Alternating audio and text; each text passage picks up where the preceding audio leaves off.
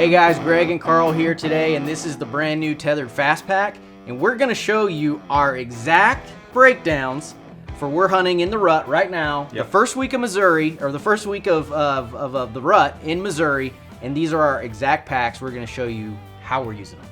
All right, guys, so here is my no BS loadout.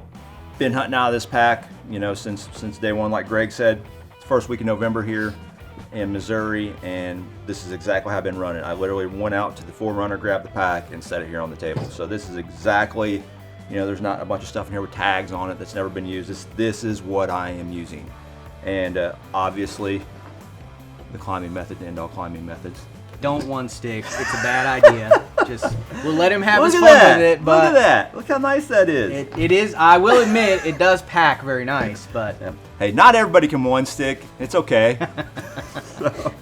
All right, so I'll go ahead and just start breaking it down.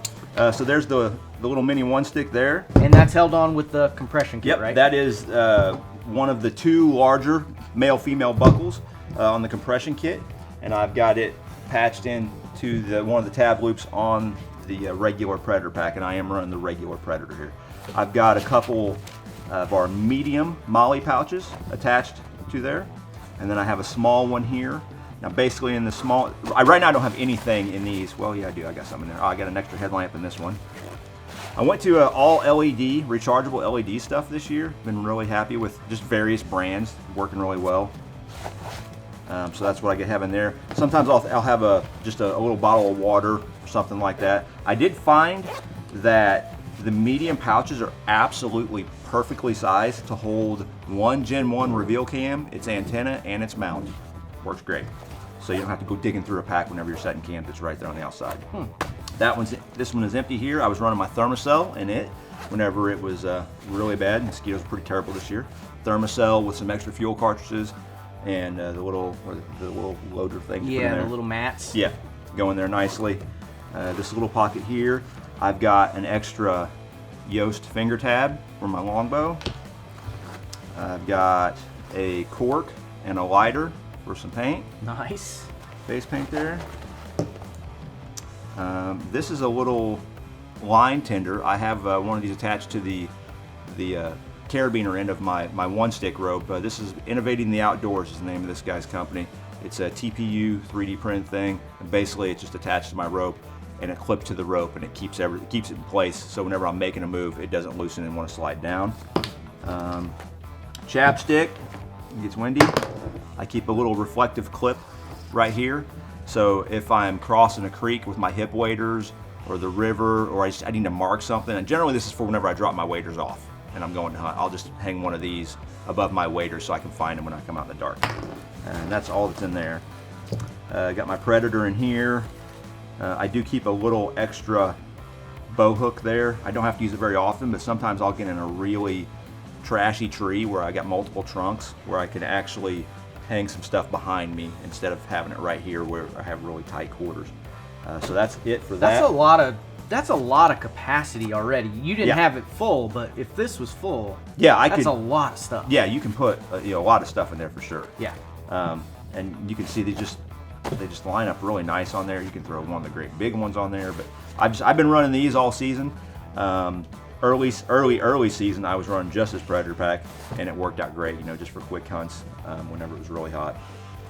And then again, I have the shorter pieces of the compression kit on the sides. So as Greg mentioned earlier in another video, this becomes the compression panel. It works really, really well. For a big jacket, a pair of bibs, if you needed to throw your hip boots or something like that, you could throw those in there and compress it down really easily. Yep, and made this super, super simple. To turn the Predator pack into just a simple hinge on the FAS Pack, we've got these neat little plastic clips that are going to come with every single pack on these front bottom tab loops, and basically you're just going to remove one of these plastic clips, slide this tab right through the plastic tab on the bottom of the Predator pack, and then reclip it, and it's locked in there. It is that simple to do. It's super easy. And then I keep the other male-female part of the compression kit. I keep it right here in the middle. I have not had to use this yet, but the only reason I have it there is that if I do want to throw a layer, well, here I've got a nano puff right here in the side pocket. If I had something like this that I wanted to fold up, I could, you know, unbuckle that and then buckle it back in. And the reason you would want to do that is, let's say that I was I had something else in here on top of this, but I didn't want this to fall out. Then I could have this buckled in here, and I could go ahead and release all this slack in the pack and not have to worry about this. But you can see if I tighten those up, just cinch it down, and you're cooking with gas at that point. And I just, you know, threw that in there. Side pocket, zipper pocket. I've got an Insta360 right here. I've got a pair of really heavy wool fingerless gloves. That's all that's in there.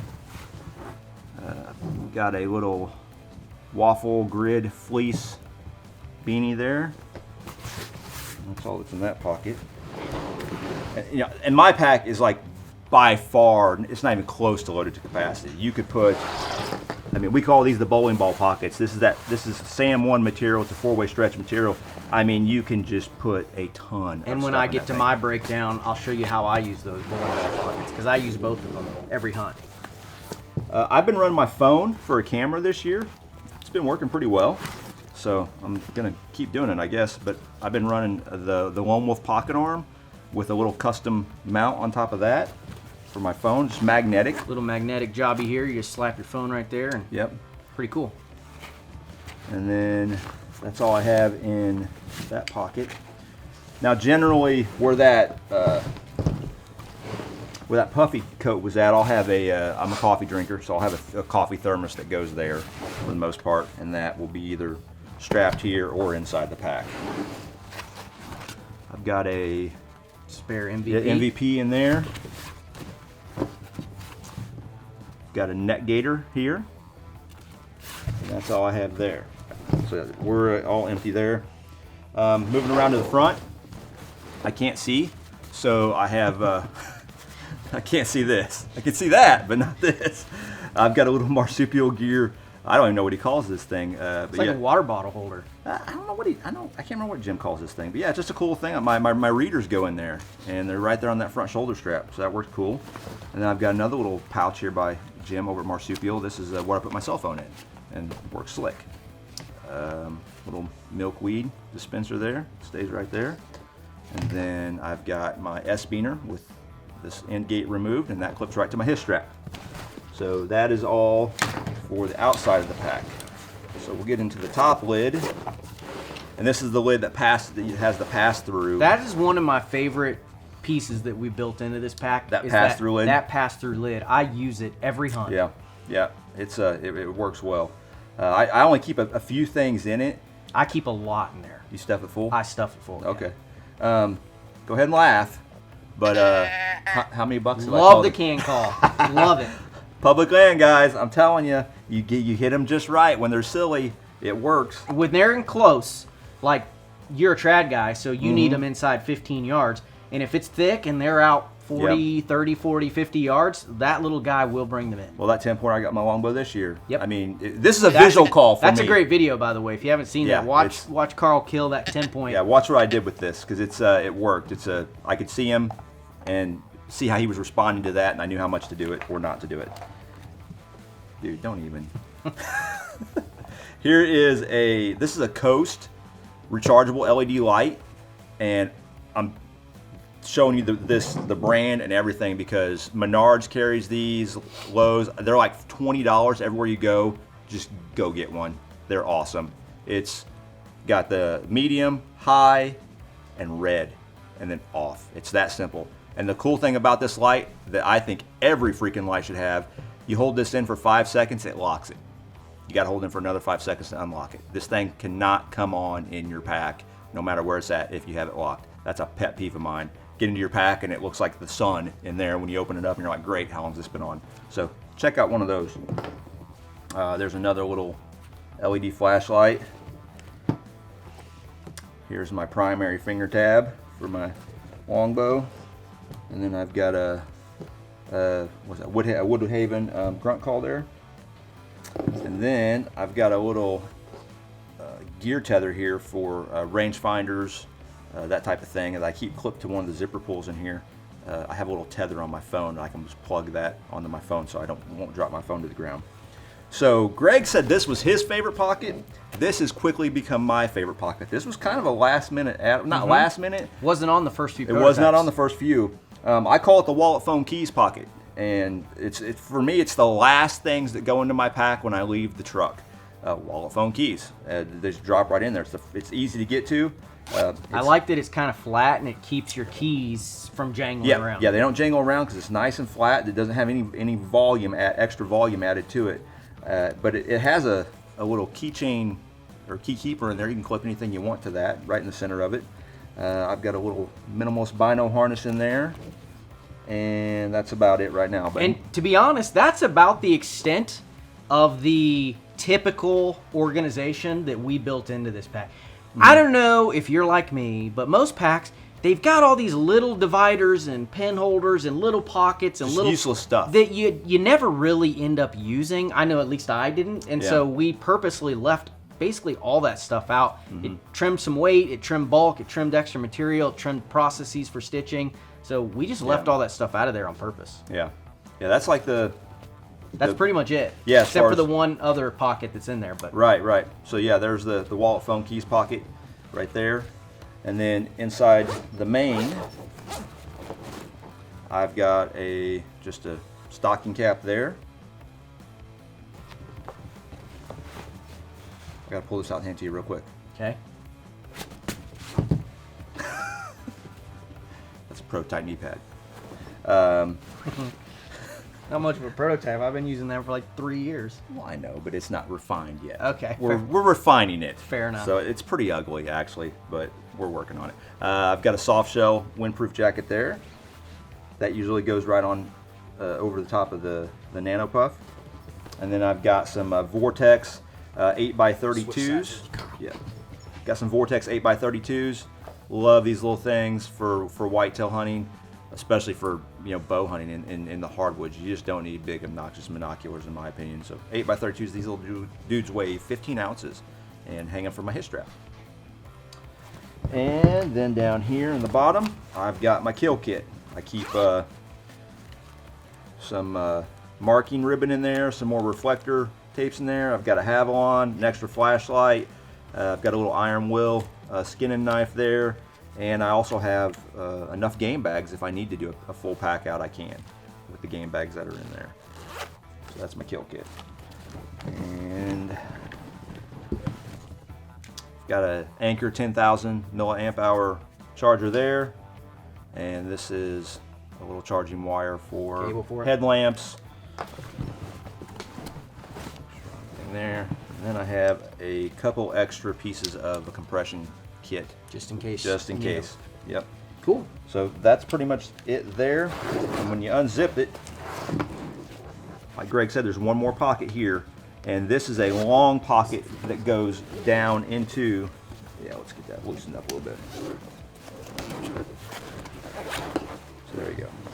So this long pocket here, I keep a plastic bag with wet wipes in there. So if nature calls, or if I got blood all over my hands, I can clean them up. We also kind of call that like the tag pocket for your printed tags. It's just flat. Yep. It's not a lot of volume there, but it's pretty cool for that. The other thing that I would mention as far as organization goes, we've got the sleeve in the back for our the frame sheet. The frame sheet. Yep. Because this does have a frame sheet. We've got the water bladder holder. So this has dual ports on both sides if you want to carry a water bladder. And then just these little simple stretchy bowling ball type pockets just to keep stuff organized. But that's the extent of the organization in this pack. Right. Are these couple pouches and then this stuff here. That's pretty much it. And then, there's no zippered pockets in this main compartment here. Like I said earlier, this is about 1,000 cubic inches inside there.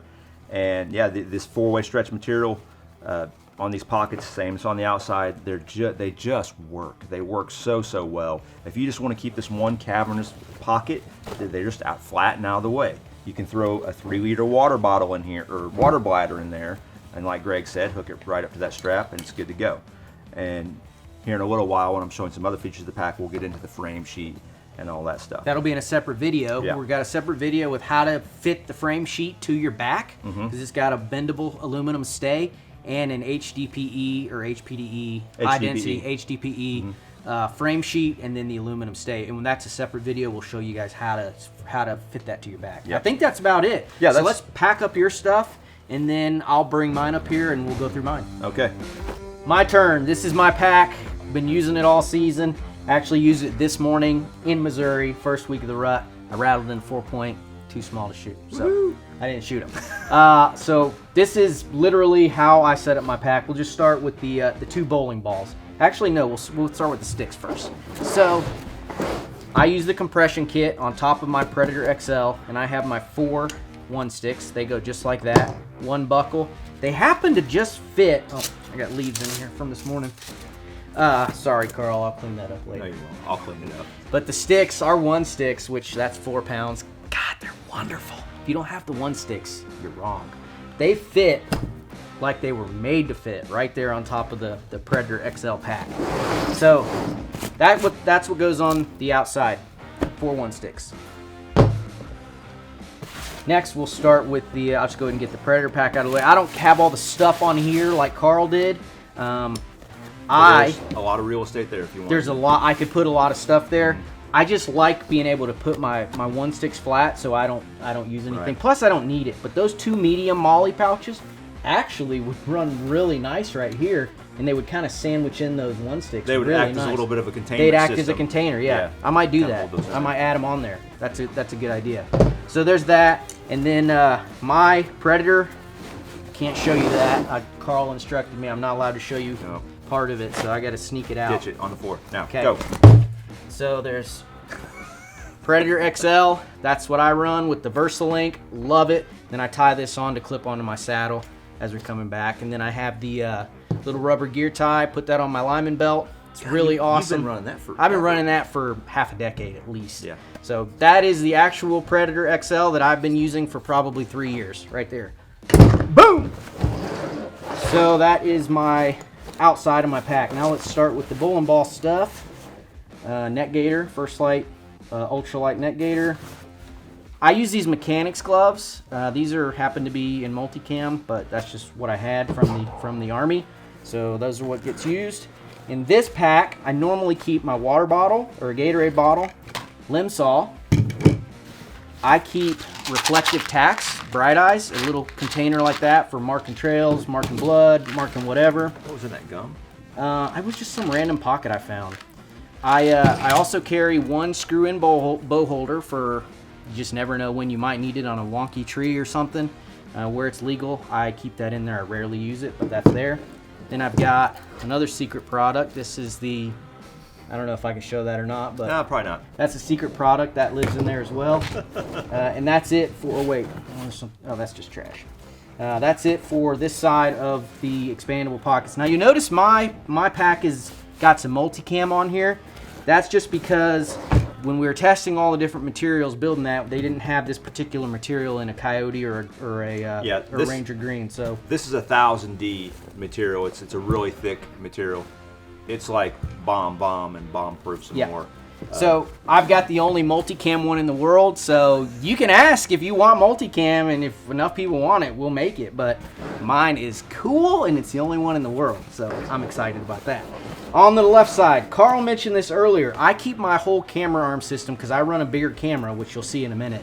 But I keep my whole camera arm system on the outside of my pack, so when I hang it on my his strap in the tree, it's all right here. I just pull them out piece by piece, and it's a piece of cake. So before you pull that out, you look at the profile of that.